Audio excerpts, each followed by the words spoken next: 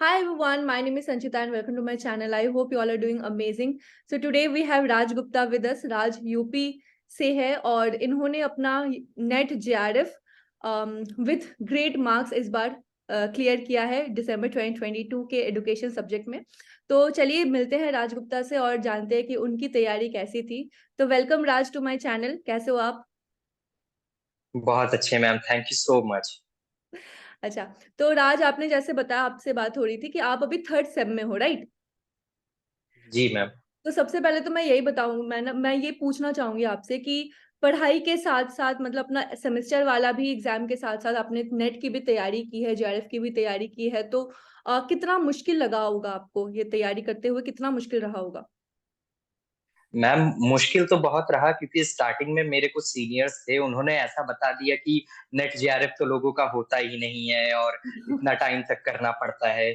और main problem ये भी थी कि मेरा कॉलेज तो है ही कि मैं अभी मास्टर्स कर रहा हूँ, प्लस मैं वर्किंग भी हूँ उसके अच्छा, साथ-साथ। अच्छा, ग्रेट, तो बहुत वर्किंग प्लस मास्टर्स और उसके साथ मैं अकेले रहता हूँ, ये भी एक प्रॉब्लम ये थी। बाप रे! मतलब तो आपका तो साथ में मतलब पूरा पढ़ाई। ही बिल्कुल, मतलब पूरा हाँ, पैक्ड शेड्यूल रहता होगा। मास्टर्स भी है, उसकी भी पढ़ाई करनी है, सेमेस्टर का एग्ज़ाम लगाना है, नेट जेआरएफ जी, की भी तैयारी करनी है, प्लस आपका अकेले भी रहते हो आप और ऊपर से आप वर्किंग भी हो। जी। तो मतलब जी बहुत ही मैम। पैक्ड अप शेड्यूल रहता होगा। तो आप मुझे बताइए कि फिर आपने टाइम निकाला कैसे? अपनी तैयारी की टाइम निकाली कैसे आपने? ये मुझे जानना है। मैम, दरअसल मैं एक कोचिंग इंस्टीट्यूट में जॉब कर रहा हूँ, तो अच्छा, अच्छा। मुझे ग्रेट, शाम के ग्रेट। 6 आवर ऐसा रहता है कि मैं वहाँ पे रहूँगा।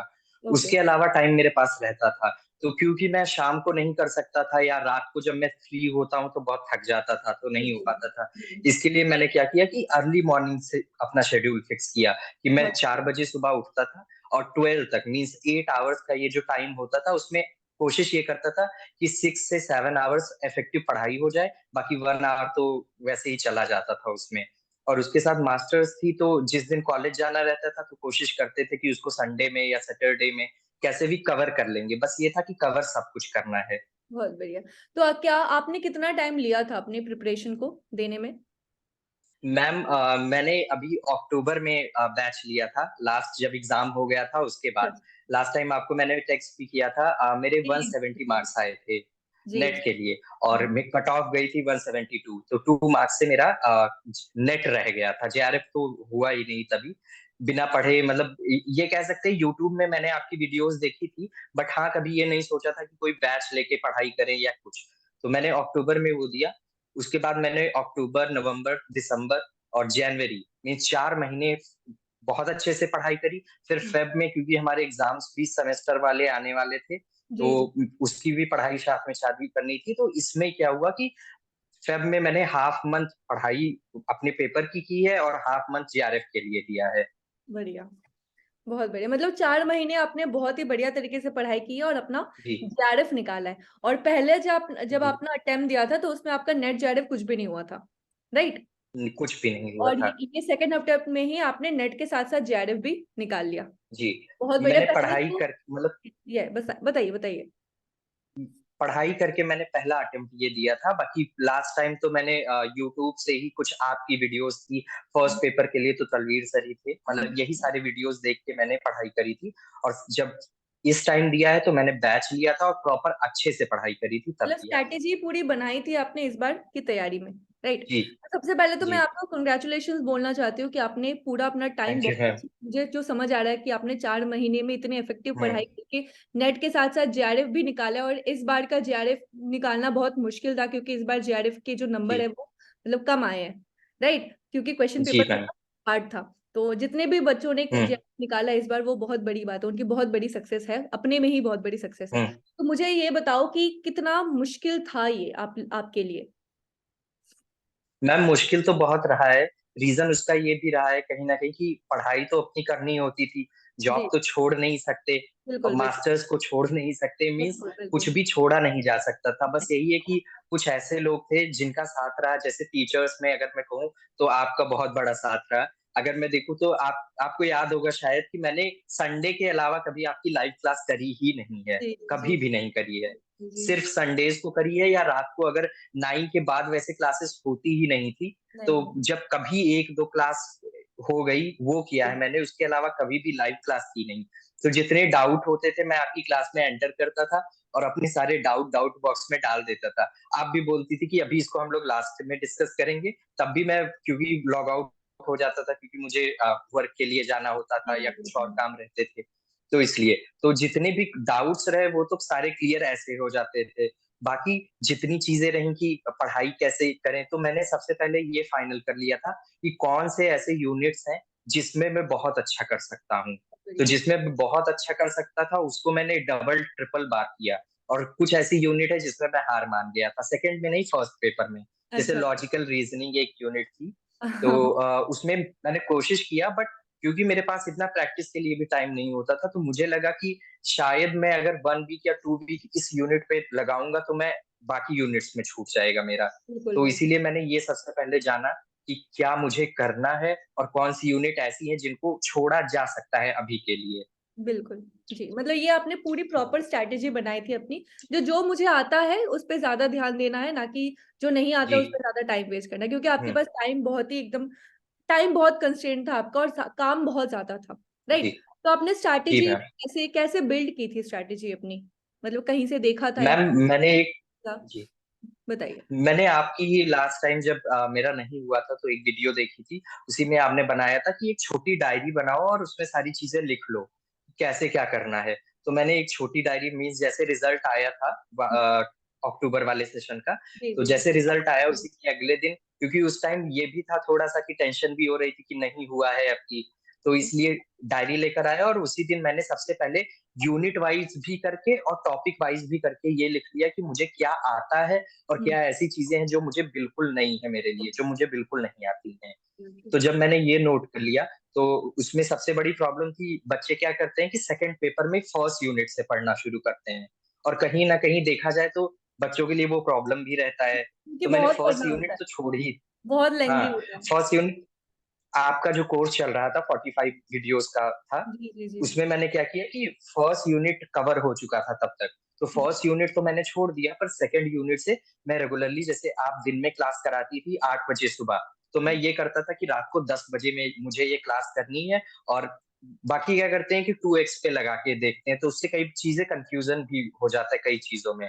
तो मैं टाइम पे ज़्यादा 1.5 पे देते हैं, लगा के, सही बात है। हाँ, 1.5 पे लगा के, और मैंने सारी वीडियोस एक-एक करके देखना शुरू किया। और मैं ऐसे करता था कि 1 वीक का जितना होता था वो मैं संडे नाइट को पूरा कवर कर लेता था। और इसके साथ क्या हो जाता था इससे कि जितना हो गया उतना रिवीजन हो गया है।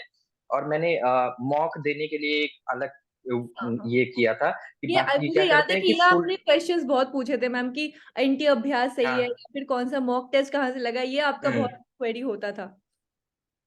जी मैम, एनटीए अभ्यास से तो मैंने बहुत सारे क्वेश्चन किए हैं, पर मैं कहूँगा कि एनटीए अभ्यास में थोड़े ईज़ी क्वेश्चन रहते हैं, बिल्कुल, बिल्कुल तो होते हैं। इस वजह से, हाँ, लेकिन कहीं न कहीं टाइम मैनेजमेंट उसी की वजह से आ गया था मुझे कि हुँ, मुझे कैसे अपने टाइम को मैनेज करना है। बढ़िया, और मैं बढ़िया। कोशिश करता था कि वो 3 आवर मैं पेपर मेरा हो जाता था जल्दी, क्योंकि इतना घर पे कोई भी देता है तो वो 3 आवर तो बैठ के देता नहीं है। नहीं तो देता। मेरा पेपर जल्दी हो जाता था, मैं उसी टाइम में क्या करता था उसको एनालाइज़ कर लेता था, और सारे क्वेश्चन एक जगह पे नोट कर लिए थे मैंने। मतलब बढ़िया। मेरे पास एक कॉपी पूरी भर चुकी है सेकंड पेपर के क्वेश्चन से सिर्फ। क्वेश्चन किया बहुत बढ़िया। जी तो आप मैम। मुझे बताओ आपने क्या-क्या सोर्सेज़ यूज़ किए थे अपने एग्ज़ाम को मतलब मुझे जितना समझ आ रहा है कि आपने बहुत ही बढ़िया तरीके से स्ट्रैटेजाइज़ किया था, अपने टाइम को बहुत अच्छे से आपने इम्प्लीमेंट जी, किया है और आप बहुत डिसिप्लिन्ड हो, ये मुझे समझ आया क्योंकि इतना सारा जी काम मैम। मैनेज करना नहीं होता।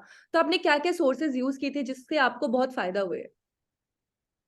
मैम सबसे पहले जब शुरुआत हुई थी तो मैंने सिर्फ केवीएस मदान एक बुक है, वो ली केवल थी। यस। स्टार्टिंग में वो भी इसको मैं बीच में मेंशन करना चाहूँगा कि मुझे ये भी नहीं पता था कि एमएड करने के बाद मुझे नेट और जेआरएफ देना है। मैंने आपकी एक अच्छा। बार वीडियो देखी थी जो आपने जब आपका क्वालीफाई हुआ था तो आपने बना के डाला था। जी, जी। फर्स्ट वीडियो अगर नेट जेआरएफ से रिलेटेड कोई है तो मैंने वही देखी है, बहुत पहली बढ़िया। वीडियो। तो उसमें आपने केवीएस मदान के बारे में बताया था। हाँ, हाँ, तो मैं हाँ। अगले ही दिन जाके केवीएस मदान ले आया, और उसको मैंने पढ़ा भी, ऐसा नहीं है, काफ़ी चीज़ें उससे पढ़ी, पर बाद में मुझे ये समझ आया कि कहीं न कहीं और सोर्स की ज़रूरत है। तो मैंने बिल्कुल, फिर आपके चैनल पे कुछ पुराने क्लासेस थे, वो देखे, तलवीर सर के क्लासेस देखे। फिर बिल्कुल। भी मुझे कहीं न कहीं मैटर पूरा नहीं मिल रहा था, तो फिर मैंने क्या किया कि बैच लेना है, ये फाइनल हो गया। तो फिर बैच जब लिया उसके बाद तो प्रॉपर पढ़ाई शुरू ही हो गई थी। बिल्कुल, बिल्कुल। बिल्कुल, ये मैंने हमेशा बोला कि बुक्स जो होती है वो आपको मतलब बुक्स से ही सब कुछ पढ़ना ये नहीं करना है कभी भी। बुक्स बहुत आपको लिमिट जी। कर देता है। तो बुक आपका बेस नॉलेज बनाने के लिए बहुत बढ़िया है, बुक्स हुँ। कोई भी ले सकते हो। बट उसके ऊपर आपको बहुत सारे सोर्सेज़ और भी चाहिए होता है। ठीक है, तो आपने कहाँ-कहाँ से जी मैम। क्लासेस देखी थी? यूट्यूब के सारे क्लासेस देखे थे या फिर अनअकैडमी के क्लासेस देखे थे? कैसे-कैसे क्लासेस अपनी मैम अपने मैंने नोट्स बनाए हो आपने? मैम नोट्स तो मैंने प्रॉपर बनाए थे, एक-एक यूनिट कुछ भी नहीं छोड़ा था। जी, इवन लॉजिकल रीज़निंग मुझे नहीं समझ आती थी, उसके भी नोट्स हैं मेरे पास प्रॉपर। जी। और सब मैंने क्या किया था, आपके टेलीग्राम चैनल पे आपके नोट्स पड़े हुए हैं पुराने, तो मैंने वहाँ से भी नोट्स कुछ देखा सारे क्योंकि सारे के सारे क्या फॉलो होता हाँ, तो वहाँ से क्या किया मैंने, जैसे आपने किया था ना कि साइकोलॉजी में जितने भी थ्योरीज़ थी सबको एक साथ लिख लिया था। जी, जी, ऐसे ही मैंने हर यूनिट के फ्रंट के 2 पेजेज़ छोड़ दिए थे और उसमें जितने भी की पॉइंट्स होते थे, वो सब एब्सोल्यूटली। मैं नोट कर लेता था और उसके आगे मैंने प्रॉपर नोट्स बनाए हैं। मैंने तो पहले लेंथी नोट्स बनाए हैं और बाद में उसके शॉर्ट वर्ज़न कुछ यूनिट्स की बनाई है। वाह! बहुत बढ़िया मतलब समझ आ रहा है कि आपने बहुत अच्छी तरीके से अपना स्ट्रैटेजी था जो था जी। वो इम्प्लीमेंट किया था। तो आप मुझे बताइए कि अपनी अपनी प्रिपरेशन पे सबसे जो एक मुश्किल चीज़ आपको क्या लगी थी जिसको आपने ओवरकम कर चुके हो आप? मैम सबसे मुश्किल चीज़ अभी भी है मेरे पास, ओवरकम नहीं हुए हैं। मुझे जो थ्योरी होता है वो याद नहीं होता है। अच्छा। मतलब जैसे बहुत सारी ऐसी चीज़ें होती है कि आप रट लो और उसके बाद जाओ, हो जाएगा। तो बिल्कुल। वो क्वेश्चन मेरे नहीं होते हैं क्योंकि मैं अप्लाई कर नॉलेज मुझे कॉन्सेप्ट समझ में आ जाता है, उसको हुँ, मैं हुँ, अप्लाई हुँ। कर लेता हूँ। बट जहाँ पे नंबर्स की बात आई या कुछ और ऐसी हुँ, चीज़ें हुँ। आई जिनको याद करके एग्ज़ैक्टली वर्ड टू वर्ड जाना है, हुँ, हुँ, वो हुँ। नहीं हो पाता है। जैसे एक क्वेश्चन था इंक्वायरी ओरिएंटेड मॉडल, जी, वो जी। क्वेश्चन आप सोचिए कि मैंने जो क्वेश्चन ज़्यादातर बच्चे नहीं कर पाए हैं, वो क्वेश्चन मैं सही करके आया हूँ। पर इंक्वायरी ओरिएंटेड मॉडल वाला क्वेश्चन मेरा रॉन्ग हो गया था।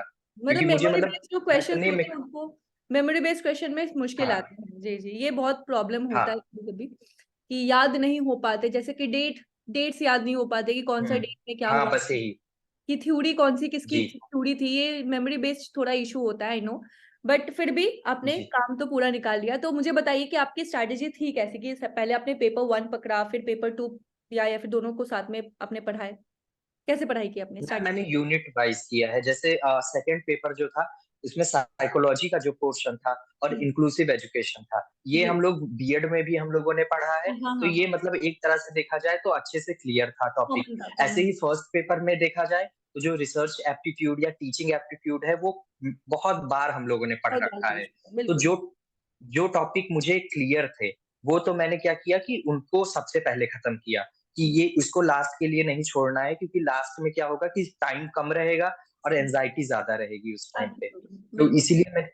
इसीलिए मैंने वो यूनिट पहले कवर की है। अब फर्स्ट पेपर में भी क्या होता है कि कुछ चीज़ें ऐसे हैं जैसे एक मैथमेटिकल पोर्शन होता है और एक थ्योरी बेस्ड पोर्शन है। अब जी, मैथमेटिकल पोर्शन तो आपको प्रैक्टिस से ही आएगी, तो उसको मैं रेगुलरली प्रैक्टिस तो करता रहता था कि हाँ, रोज़ सोने से पहले रात को 1 डीआई करना है और 2 आरसी करना है। मर्ज़ी क्योंकि करना ये कन्फर्म है कि ये इतना आएँगे, आपके पेपर में आएगा ही आएगा। आएँगे, बिल्कुल। तो 30 मार्क्स मेरे आरसी और डीआई बहुत सही गए हैं, मतलब हाँ, कहीं 15 क्वेश्चन में 1 गलत गया होगा, इस तरह था। क्योंकि मैंने बहुत प्रैक्टिस करी थी उसकी। वेरी और गुड।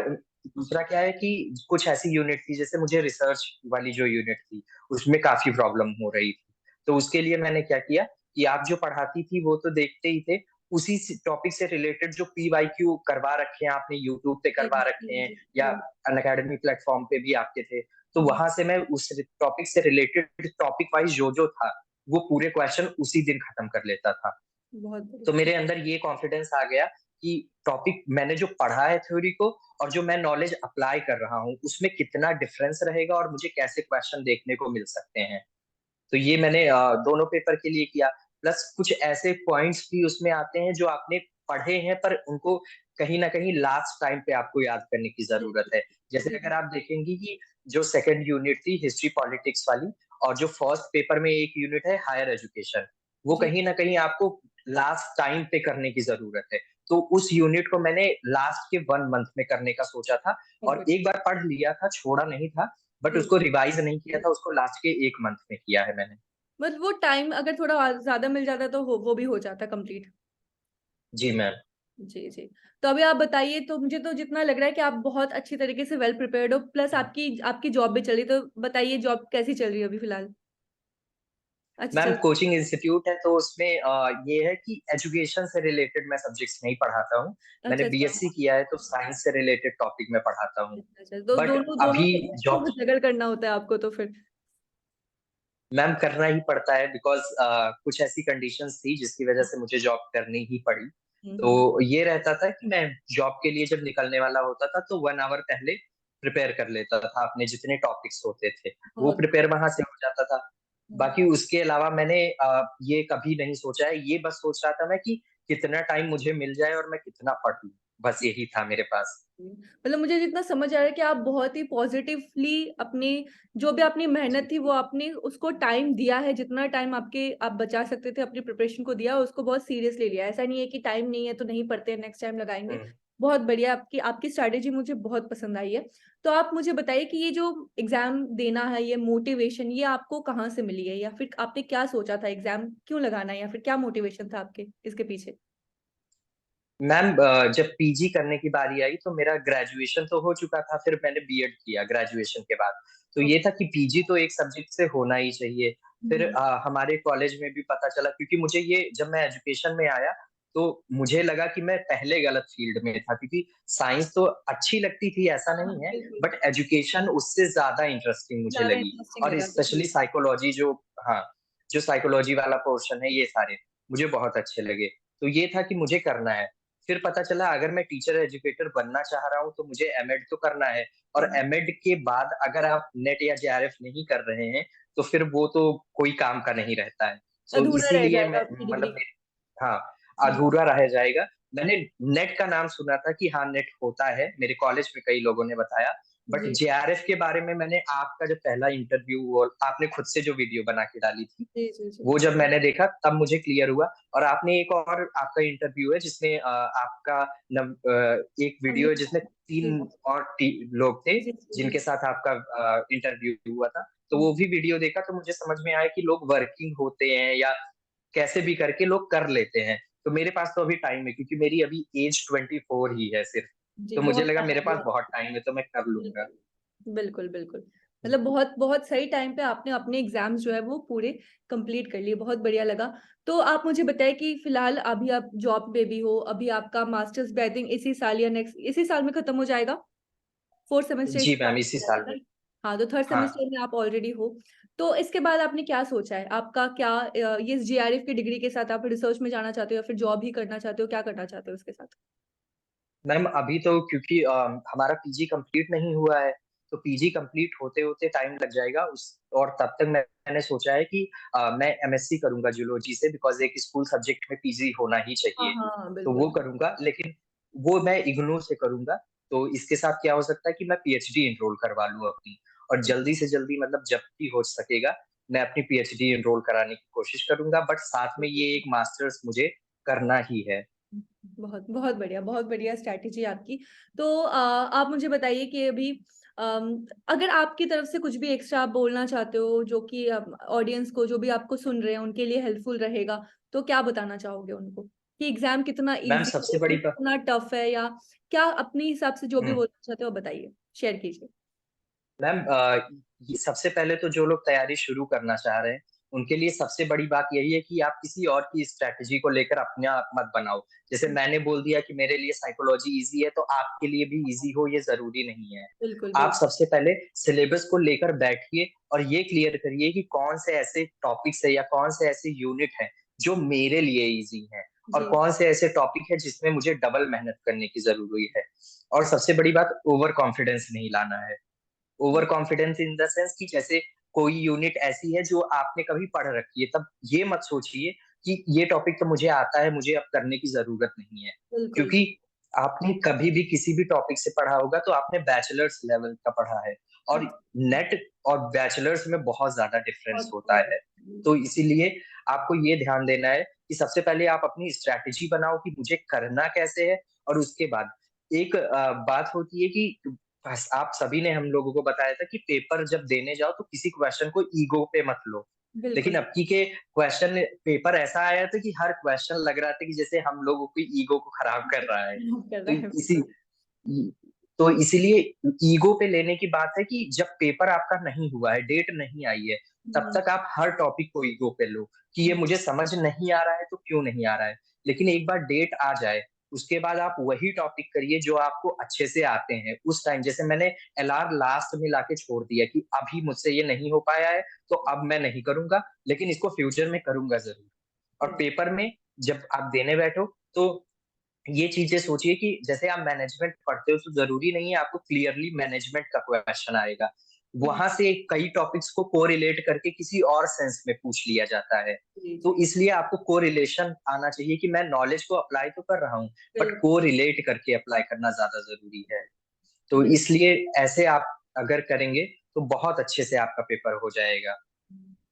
मैंने हमेशा बोला कि जब भी आप नेट के क्वेश्चंस जो होते हैं वो बहुत जी। डिफरेंट होते हैं, इसलिए क्वेश्चंस लगाना बहुत ज़रूरी होता है। हम्म, क्योंकि सिर्फ सब्जेक्टिव स्टडी हमने जो अपने मास्टर्स में पढ़ रखा होगा या फिर बीएड किया होगा, तब वहाँ पे हम लोग लंबा-लंबा आंसर लिखते थे, बट नेट में ऐसा नहीं करना होता। हमें सब ऑब्जेक्टिव हम्म, स्टडी करनी होती है ताकि एक ही सिंपल कॉन्सेप्ट से हम कितने क्वेश्चन सॉल्व कर पा रहे हैं, वो हमें समझ आए। हमें क्वेश्चन सॉल्यूशन नहीं बल्कि जी। क्वेश्चन का आंसर हम्म, जो है वो आइडेंटिफाई करना होता है 4 ऑप्शंस में। तो अपना हाँ अप्रोच बस। उस हिसाब से रखना बहुत ज़रूरी होता है। सही है? जी। जी, जी, पीवाईक्यू से रिलेटेड मैं एक चीज़ कहना चाहूँगा, लोग क्या बिल्कुल। करते हैं नोट्स बना लेते हैं पीवाईक्यू का। हुँ, हुँ। पीवाईक्यू की सबसे अच्छी स्ट्रैटेजी है कि जो पेपर था आप वैसे पेपर एग्ज़ैक्ट प्रिंट आउट करा लीजिए और फिर उस पेपर को लेकर बैठिए जब उसको सॉल्व कराया जाता हो। हुँ, क्योंकि आपको एक जो है आंसर है वो नहीं याद करना है, ये जी, याद करना है जो चारों हेडिंग आई थी या चारों टॉपिक आए थे, ऑप्शन थे, वो बिल्कुल, कैसे हैं और क्यों हैं। और जब आप डिस्कस करती थी पीवाईक्यू तो उसमें आपने अगर मतलब सभी ने देखा ही होगा कि ऐसा नहीं है कि सिर्फ एक आंसर या एक ऑप्शन एक्सप्लेन किया जाता था। 4 जी। के 4 ऑप्शन एक्सप्लेन क्योंकि किए कहीं से जाते थे तो नेक्स्ट क्वेश्चन शायद वहाँ से हाँ, बन जाए, बिल्कुल सही बोला। हाँ। तो उसको नोट करना ज़रूरी है, वहीं पे नोट करिए ताकि आपको सही में समझ में आए कि पेपर कैसे आता है और मुझे कहाँ से उसको कैसे करना है। एब्सोल्युटली, एब्सोल्युटली, बिल्कुल सही बोला आपने। तो अगर आप और कुछ भी शेयर करना चाहते हो, किसी को थैंक यू बोलना चाहते हो, जो आपके रोल मॉडल हुँ, बने हो या फिर कोई आपका मेंटर था ऐसा जिसने आपको बहुत ज़्यादा प्रेरित किया हो मैम यस बताइए? मैम मेरा ग्रुप बहुत अच्छा था। मैं सबसे पहले ब यही कहना चाहूँगा बिकॉज़ मैं एक और स्टूडेंट ही हैं, हुँ, एस्पिरेंट हैं यूजीसी नेट जेआरएफ के, उनके साथ रहता हूँ और मेरा एक और फ्रेंड है वो भी प्रिपेयर कर रहा है, ओके, प्रदीप और निखिल। तो हम लोग एक-दूसरे को नेगेटिव रीइन्फोर्स बहुत करे हैं इस जर्नी में। मतलब ये होता था कि हम 2 लोग साथ में रहते थे तो हम लोग 4 बजे उठते थे, तो जो दूसरा था वो क्या करता था 3 बजे उठता था और मैसेज कर देता था कि मैंने तो 1 यूनिट पढ़ लिया, तुम लोग अभी सो रहे हो। तो वो अच्छा। सुबह से हो जाता था कि कितनी जल्दी उठ के और कितना कवर करने की कोशिश करनी है। बाकी मेरे ब्रदर का बहुत बड़ा सपोर्ट रहा क्योंकि मैं छोटा हूँ अपने घर में, तो हुँ, मेरे हुँ, ब्रदर ने ये किया कि घर की जितनी प्रॉब्लम्स थी या कुछ भी इश्यू रहा है, तो वो मुझ तक नहीं पहुँचने दिया। जितनी भी प्रॉब्लम्स होती थी, सारा वो सॉर्ट आउट कर लेते थे, तो मैं फ्रीली अपना काम करता था कि हाँ, मुझे पढ़ाई करनी है, मेरी जॉब है, मेरी पढ़ाई है और साथ में मेरी प्रिपरेशन है, तो मुझे ये बहुत बढ़िया, चीज़ें खाली करनी है। बहुत बढ़िया। मतलब घर से पूरा-पूरा औ सपोर्ट था। जी, जी। मेरे फादर, मदर, ब्रदर सभी का ये चीज़ बहुत अच्छा रहा है कि सभी ने बहुत सपोर्ट किया है। इवन फेस्टिवल्स होते हैं, हम लोग बाहर रहते हैं, नहीं जाते थे, तब भी ये था कि जैसे रक्षाबंधन है, दिवाली है, जो बड़े फेस्टिवल्स हैं, जी, उसमें भी नहीं जाते थे, तो घरवालों का था कि हाँ, समझ रहे हैं, आप पढ़ाई करो, ज़रूरी नहीं है कि आना आपको यहाँ। बहुत बढ़िया, बहुत बढ़िया। तो जब आपने बोला कि हाँ, चलो अभी निकल चुका है मेरा जेआरएफ मेरा निकल गया है, मतलब ये ऑलमोस्ट आपका फर्स्ट अटेम्प्ट बोल सकते हो, तो कैसी मतलब कैसा रिस्पॉन्स था उनका? सबसे पहले किसको मैम बताया आपने? रिस्पॉन्स तो मैम मैं ट्यूशन में था अपने अच्छा। कोचिंग में जहाँ पे मैं था, हुँ, तो हुँ। सभी बच्चे थे और मैंने बार-बार मैं चेक कर रहा था उस दिन मेरा मन ही नहीं लग रहा था हुँ, कि हुँ। रिज़ल्ट आ रहा है, आ रहा है। हुँ, तो हुँ। जब मैंने चेक किया तो मेरे सामने बच्चे बैठे हुए थे, तो मैं शिविर करने लगा क्योंकि इस ऐसा पेपर हुआ था बिल्कुल, मतलब बिल्कुल, ये था होता कि है। मेरा नेट हो जाएगा, मेरा कन्फर्म था, पर जेआरएफ के लिए मुझे ये प्रॉब्लम हो रही थी, कहीं ऐसा ना हो कि कट ऑफ हाई चली जाए हाँ, चली और जाए, अगर हाई गई तो नहीं होगा। नहीं हो तो पाएगा। इसीलिए मतलब मैं तो बच्चों ने सबसे पहले पूछा क्योंकि जितने बच्चों को मैं पढ़ाता हूँ सभी ये बात जानते हैं कि मैं किसी और चीज़ में लगा हुआ हूँ। जी, क्योंकि जी। मैं पढ़ाते हुए भी ये था कि जैसे टेस्ट मैंने बच्चों का हुँ, दिया है, तो वो अपना टेस्ट कर रहे हैं तो मैं उस समय भी अपना फ़ोन खोल के और आपके जो नोट्स रहते थे उनको मैं एक बार रीड किया करता था बैठ के, कि बिल्कुल। कॉन्सेप्ट बैठ जाए। तो सभी को पता था कि मैं प्रिपेयर कर रहा हूँ। जी, तो जब जी। सभी को पता चला तो वहाँ तो बहुत अच्छा रिस्पॉन्स रहा। फिर जी। सबसे पहले मैंने अपनी मदर को फ़ोन किया, उनको भी बताया तो वो भी बहुत ज़्यादा खुश थी और खुश कम और इमोशनल ज़्यादा थी। इमोशनल ज़्यादा थी। क्योंकि उनको पता है कि हाँ, क्योंकि जी, उनको पता है कि कितनी चीज़ें डील करने के बाद ये हो रहा है। जी, तो जी। मुझे तो पहले तो भरोसा भी नहीं हो रहा था कि मैंने 4 या 5 महीने लगभग दिए हैं और इतने में मेरा हो गया है। मतलब जब जब स्ट्रगल करो आप, पूरी मेहनत करो आप, पूरी जी। ईमानदारी से मेहनत करते हो, उसका रिज़ल्ट जब पॉज़िटिव आता है तो खुशी अलग ही होती है और हमसे भी ज़्यादा अपने जी, पेरेंट्स हमारे पेरेंट्स ज़्यादा खुश होते हैं। जी मैम, बिल्कुल। हमारे पेरेंट्स खुश होते हैं और साथ में ये भी बात रहती है कि आपका जो स्ट्रगल का रहता है, एक-एक चीज़ आपके सब सामने आ जाता है, जी, कि जी। आपने जो चीज़ें छोड़ रखी थी, कहीं न बिल्कुल, कहीं वो अब आपको फिर से मिल जाएँगी। जो बिल्कुल। लोग करने के लिए परेशान हैं, वो आप कर चुके हो, तो जी। बहुत बड़ी बात है ये। जितना भी सैक्रिफाइस आपने किया था कि जो भी बड़े फेस्टिवल्स हैं उसमें घर नहीं जाना और मतलब मैटर करता है मतलब सभी जा रहे हैं, सभी फ़ोटो डाल रहे हैं अपने हुँ, अच्छी तरीके हुँ। से फेस्टिवल सेलिब्रेट कर रहे हो और तब उस टाइम पे आप घर पे बैठ के अपने रूम में अकेले बैठ के पढ़ाई कर रहे हो, तो एक बहुत फ्रस्ट्रेशन आता था। तो ये भी मैं आपसे जानना चाहती हूँ कि उस टाइम पे आप कैसे खुद को काम कैसे रखते थे? क्योंकि आपने बताया कि आप अकेले रहते थे, आपका जॉब भी था, पढ़ाई भी थी, प्लस प्रिपरेशन भी था। तो पूरा का पूरा मुझे समझ आ रहा है कि बहुत ज़्यादा स्ट्रेस लेवल भी होता होगा। तो उस टाइम पे आप कैसे इस जी सारी मैम। चीज़ से आप जूझते मतलब कैसे इनको डील किया आपने? मैम सबसे बड़ी बात होती है कि हम कंपेयर करने लगते हैं, जब जैसे किसी और का स्टेटस देखा कि वो जी, ऐसे जी, दिवाली मना रहा है, मैं नहीं जी, मना रहा हूँ, तभी जी, प्रॉब्लम होती है।